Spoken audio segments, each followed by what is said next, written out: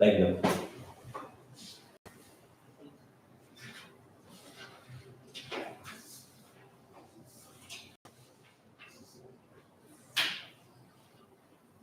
Okay, good morning, ladies and gentlemen. Before we proceed with our meeting, let's start with a prayer given by Scott.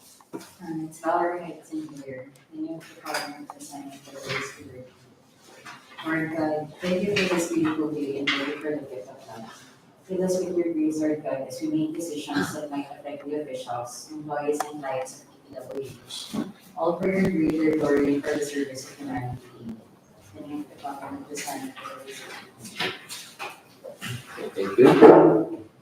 Pak Secretariat, let's acknowledge the presence of attendees and confirm if we have a quorum.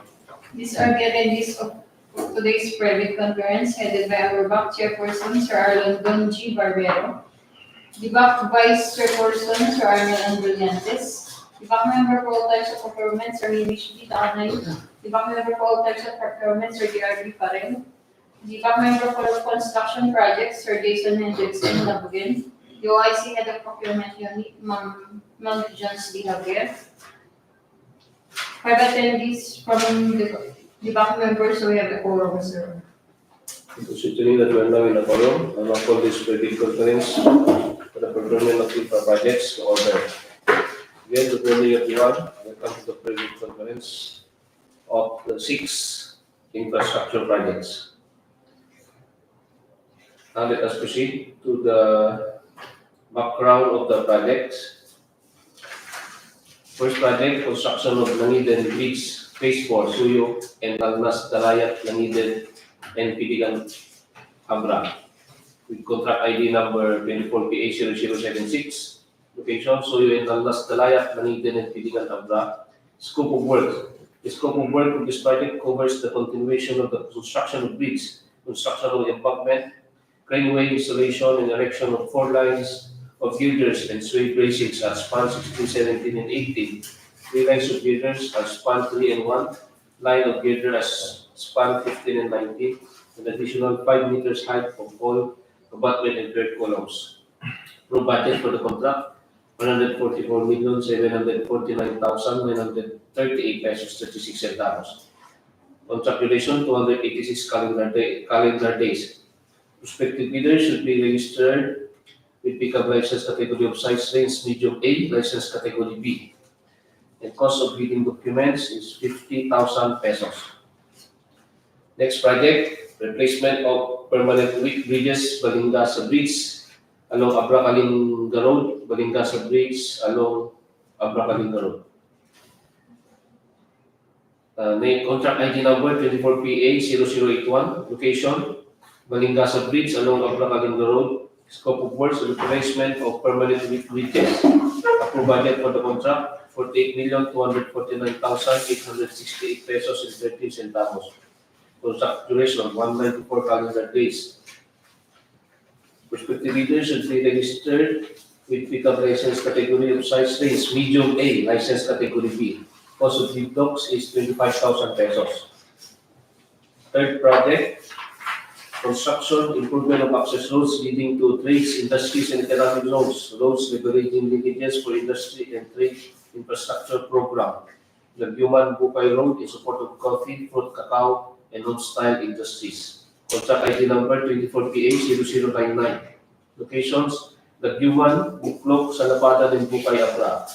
Scope of work, construction, improvement of access roads. ABC is 14,699,862 pesos and 90 centavos. Contract duration, 72 calendar days. Prospective bidders should be registered with pickup license, category of size range small B, license category C and D. Cost of bidding documents, 25,000 pesos.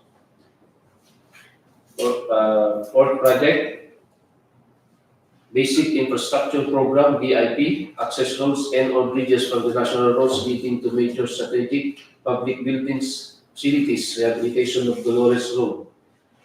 Contract ID number 24PA0100.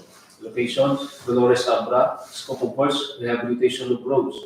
Approved budget for the contract, 144,749,344 pesos and 91 centavos.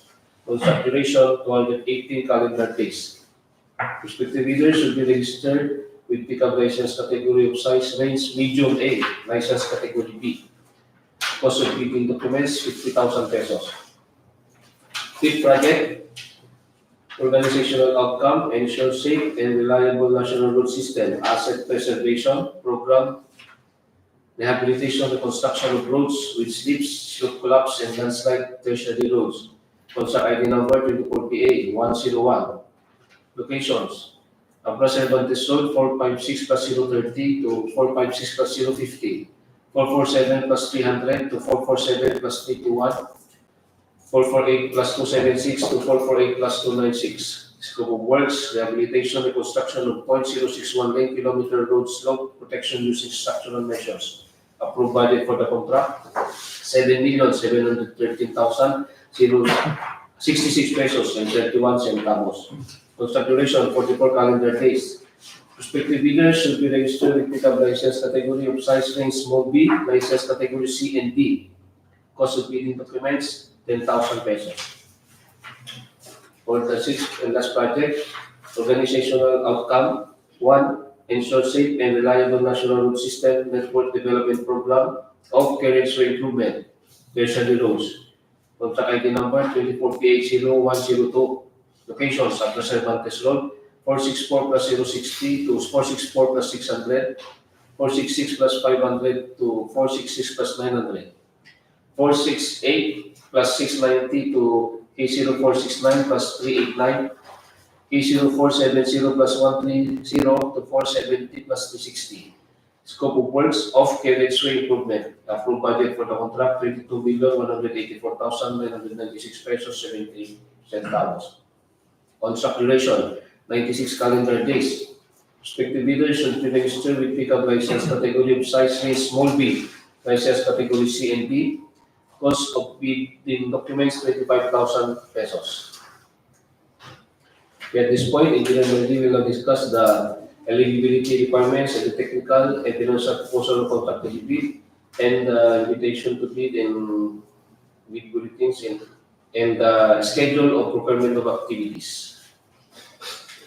So under section 25, submission and receipt of bids, bidders shall submit their bids through their duly authorized representative using the forms specified in the bidding documents in 2 separate sealed bid envelopes or 2 password-protected bidding documents in compressed archive folders in case of electronic bid submission, and which shall be submitted simultaneously. The first shall contain the technical component of the bid, including the eligibility requirements under section 23.1 of the revised IRR, and the second shall contain the financial component of the bid. The first envelope shall contain the following technical information or documents: the PhilDep certificate of registration and membership in accordance with section 8.5.2 of the revised IRR. Second is the registration certificate from SEC, Department of Trade and Industry, for sole proprietorship or CDA for cooperatives. Then we have the third one, mayor or business permit. Fourth is the tax clearance as per Executive Order 3980 of 2005 as finally reviewed and approved by the Bureau of Internal Revenue. Then we have the statement of all ongoing government and private contracts. Then the statement of bidder's single largest completed contract. Then the pickup license and registration, the bid security prescribed form, amount and its validity period. Then the project requirements, which shall include the following: organizational chart of the contract to bid, list of contractors, personnel, project manager, project engineer, project materials engineer, and foreman to be assigned to the contract to be bid with their complete qualification and experience data. Then list of contractors' major equipment units, which are owned, leased, and or under purchase agreements supported by proof of ownership or certification of availability of equipment from the equipment lessor or vendor from the duration of the period of the project as the case may be. Then we have the omnibus search statement in accordance with section 25.3 of the revised IRR. We have also the NFCC computation, then the audited financial statement, JPA or duly notarized statement in accordance with section 23.1B of IRR if applicable. Then the second envelope shall contain the financial information and documents. First, the financial bid form. Second, the bid prices in bill of quantities. Then we have the detailed estimates, including the summary sheet, indicating the unit prices of construction materials, labor rates, and equipment rentals used in coming up with the bid. Then the cash flow by quarter. Notwithstanding the eligibility of the bidder, the procuring entity concerned reserves the right to review the qualifications of the bidder at any stage of the procurement process if the procuring entity has reasonable grounds to believe that a misrepresentation has been made by the said bidder, or that there has been a change in the bidder's capability to undertake the project from the time it submitted its eligibility requirements. Should such review uncover any misrepresentation made in the eligibility requirements, statements, or documents, or any changes in the situation of the bidder which will affect the capability of the bidder to undertake the project so that it fails the eligibility criteria, the procuring entity shall consider the said bidder as ineligible and shall disqualify it from obtaining an award or contract in accordance with Rules 21, 22, and 23 of the revised IRR. Then we have the procurement timeline. A complete set of bidding documents may be acquired by interested bidders on February 22 to March 13, 2024 at the Office of the Procurement Unit and upon payment of the applicable fee for the bidding documents pursuant to the latest guidelines issued by the JPP. It may also be downloaded free of charge from the website of the Philippine Government Electronic Procurement Service System, or the PhilGEPS, and the DPWH website, www.dpwh.gov.ph, provided that bidders shall pay the non-refundable fee for the bidding documents not later than the submission of their bids. Bids must be duly reviewed by the BUC Secretariat through manual submission or at electronic bids, abra@dpwh.gov.ph for electronic submission on or before 10 a.m. on March 13, 2024. Late bids shall not be accepted. Only authorized liaison officer with the presentation of his or her ID duly issued by its company or special power of attorney shall be allowed to submit or draft bidding documents. Bid opening shall be at 2:00 p.m. on March 13, 2024 at the conference room of the procurement unit. Bidding will be conducted through open competitive bidding procedures using a non-discretionary pass or fail criterion as is specified in the implementing rules and regulations of Republic Act 9184, otherwise known as the Government Procurement Reform Act.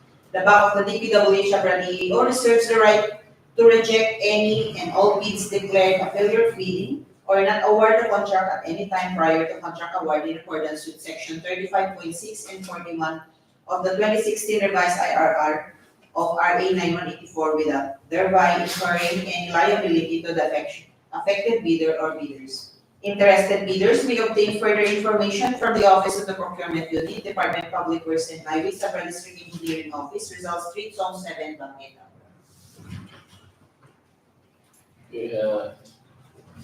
Any announcement from the BUC Secretariat? For our next procurement activities, on March 4th, Monday, we will be having an opening of bids for one civil work project with contract ID number 24PA0098 at 2:00 in the afternoon. Okay, we are now done with the presentation of the agenda of the credit conference. Any other matters to take? There being no other matters to be discussed, thank you for your presence. The meeting is now adjourned.